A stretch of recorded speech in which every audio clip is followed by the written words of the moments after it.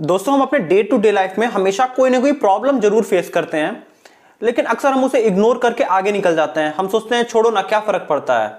लेकिन जो उसे रुक के सोच के समझ के उस प्रॉब्लम को रिजॉल्व करता है, वो एक बहुत बड़ा स्टार्टअप खड़ा कर देता है।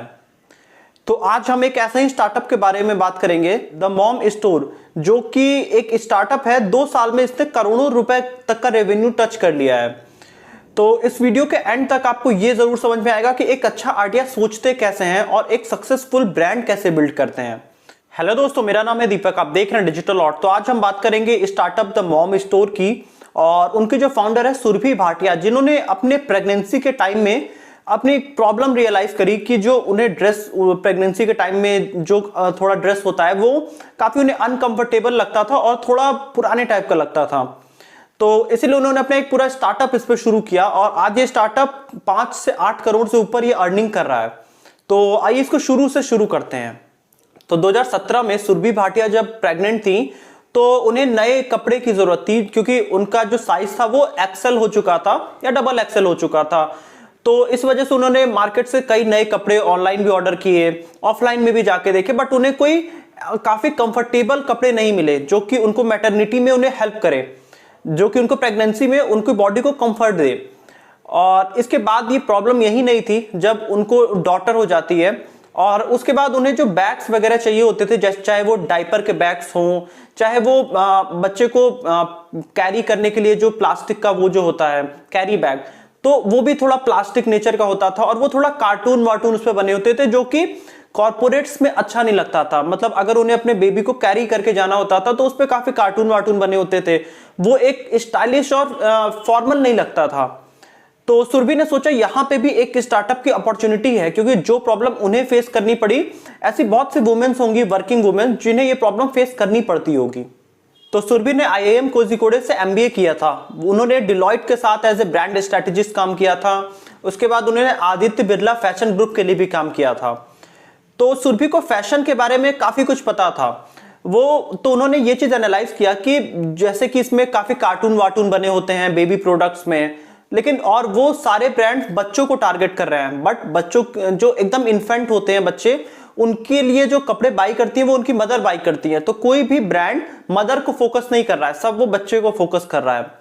तो उन्हें एक गैप यहाँ पे दिखाई दिया कि यहाँ पे हम कुछ एक बड़ा स्टार्टअप कुछ खड़ा कर सकते हैं जो कि मदर को डायरेक्ट टारगेट करे, मदर के कंफर्ट के हिसाब से हो और बच्चे को भी वो अच्छा लगे। तो 2018 में जब उनकी बेटी 1 साल की हो चुकी थी, तो उसी समय सुरभि ने सोचा कि क्यों ना अब हम इस स्टार्टअप पे काम करते हैं, और उन्होंने इस पे काफी कुछ रिसर्च किया। उन्होंने देखा कि वुमेन्स को क्या इशू आते हैं और वो किस तरह के कपड़े प्रीफर करती हैं अपनी मैटरनिटी के टाइम में, और बच्चों को वो कैसी चीजें करना प्रीफर करती हैं। क्योंकि जो एक बच्चा, जो न्यूबॉर्न बेबी होता है 0 से 2 साल तक का, उसके जो पूरे ड्रेसेस और सब कपड़े होते हैं वो मदर ही मैनेज करती है पूरी तरह से।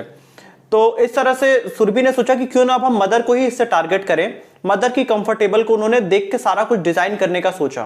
तो सुरभि का टारगेट ऑडियंस पूरी तरह से क्लियर था। सुरभि ये चीज जानती थी कि वो सिर्फ कॉर्पोरेट वुमेन्स को वो टारगेट करना चाहती थी। मतलब वो वुमेन्स जो पिछले जनरेशन से कंप्लीटली डिफरेंट हो, जो ऑफिसेज में वर्क करती हो या जिनका कुछ कॉर्पोरेट लाइफ हो, और उनको मैटरनिटी के बाद वो अपना लाइफ कैसे एडजस्ट करेंगे, इस हिसाब से उन्होंने पूरा उनको टारगेट किया। और उसके बाद उन्होंने अपने घर के एक रूम को पूरी तरह से स्टोर बनाया, उन्होंने वेंडर्स खोजे, और उसके बाद उन्होंने वुमेन्स से रिलेटेड ये चीजें उनके कंफर्ट के हिसाब से प्रोडक्ट बनाना चालू किया। जैसे कि जो डायपर बैग होता है उसी में उन्होंने लैपटॉप रखने का भी स्पेस दे दिया, और उसी में बाकी एक्सेसरीज के लिए भी थोड़ा सा स्पेस दे दिया, ताकि वुमेन्स इजिली ये सारी चीजें एक ही बैग में कैरी कर सकें।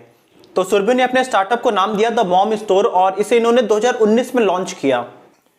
इनके स्टोर पे मैटरनिटी वेयर जैसे कि टॉप, लेगिंग्स, ड्रेसेस, गाउन, सब कुछ है जो कि वुमेन कंफर्टेबल घर पे पहन सके, और वो स्टाइलिश भी हो, जो कि वुमेन्स बाहर पहन के जा सकें या अपने ऑफिस जा सकें या फिर किसी इवेंट में जा सकें।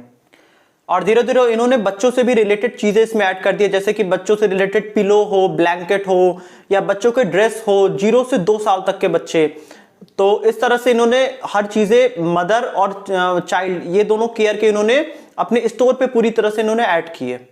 तो जो इनके पूरे प्राइसेस हैं वो 500 से लेके 5000 तक हैं। और अगर हम इनका पूरा स्टोर देखेंगे, ये पूरी तरह से ऑनलाइन वर्क करता है। ये अपने हर प्रोडक्ट पे ये वुमेन से इन्होंने काफी फीडबैक्स लेना चालू कर दिया कि क्या वुमेन्स कितनी कंफर्टेबल है उससे और उसमें क्या चेंजेस किया जा सकता है। तो इस तरह से उस पर रेगुलर इनोवेशन करते रहे और अभी भी ये रेगुलर कुछ ना कुछ उसमें चेंजेस ले आ रहे हैं ताकि ये कंप्लीटली डेडिकेटेड रहे वुमेन्स के लिए, जो कि मैटरनिटी के बाद या प्रेगनेंसी के टाइम जो उनको जो भी जरूरत होती हो।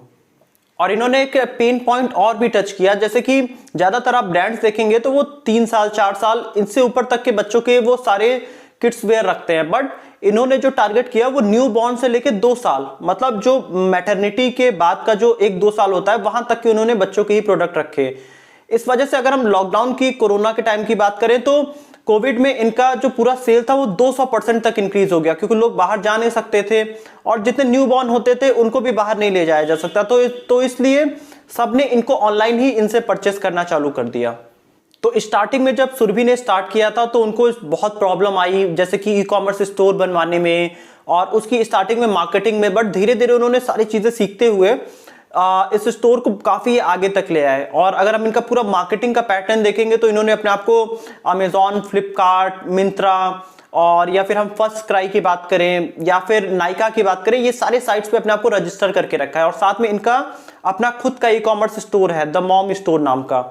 तो ये सब जगह पे ये ऑनलाइन सेल करते हैं और साथ ही इन्होंने मार्केटिंग के लिए अपनी एक कम्युनिटी भी बना रखी है, मतलब ब्लॉग भी वुमेन्स इनके लिए लिख सकती हैं। वो मतलब जो भी मदर होती हैं वो अपनी मैटरनिटी के बाद का एक्सपीरियंस वो पूरा इनके ब्लॉग में शेयर कर सकती है। इनके सोशल मीडिया पे काफी बड़ी रीच है। तो इस तरह से इन्होंने अपनी मार्केटिंग काफी अच्छे से करी और पूरी इन्होंने डिजिटल मार्केटिंग पे पूरा इन्होंने जोर दिया।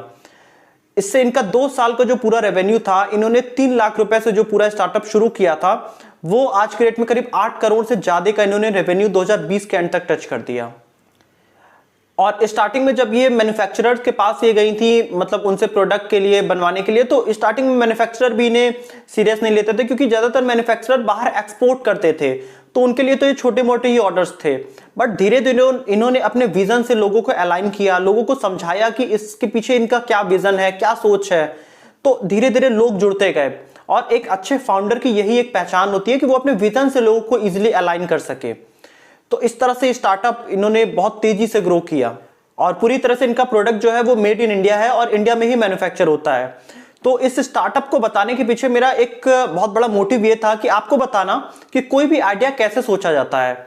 अगर हम स्टार्टिंग से समझें तो सुरभि ने अपना लाइफ का एक प्रॉब्लम एनालाइज किया कि वो कॉर्पोरेट्स में वर्क करती थी और उनको उस हिसाब से कंफर्टेबल क्लोथ्स और स्टाइलिश क्लोथ्स नहीं मिलते थे।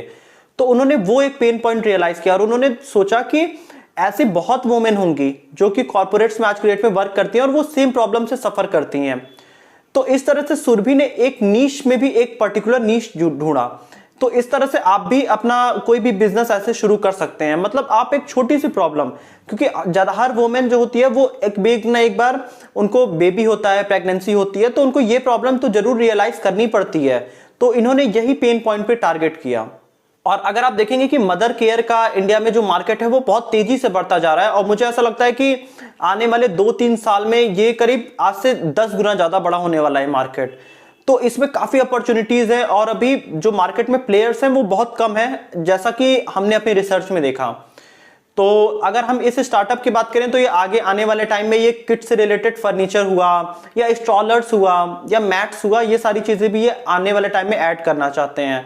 और अगर इनका फ्यूचर विजन ऐसा है कि ये आने वाले टाइम में ये इंडिया के नंबर 1 ब्रांड बने मैटरनिटी से रिलेटेड चीजों में। तो अगर आपको ये वीडियो अच्छा लगा है तो आप वीडियो को लाइक करिएगा और चैनल को सब्सक्राइब कर दीजिएगा। और अगर आपको वीडियो की रेगुलर नोटिफिकेशन चाहिए तो आप बेल आइकन भी प्रेस कर सकते हैं। और साथ ही आप कमेंट में ये भी लिख के बता सकते हैं कि नेक्स्ट आप किस सेक्टर के बारे में ज्यादा जानना चाहेंगे।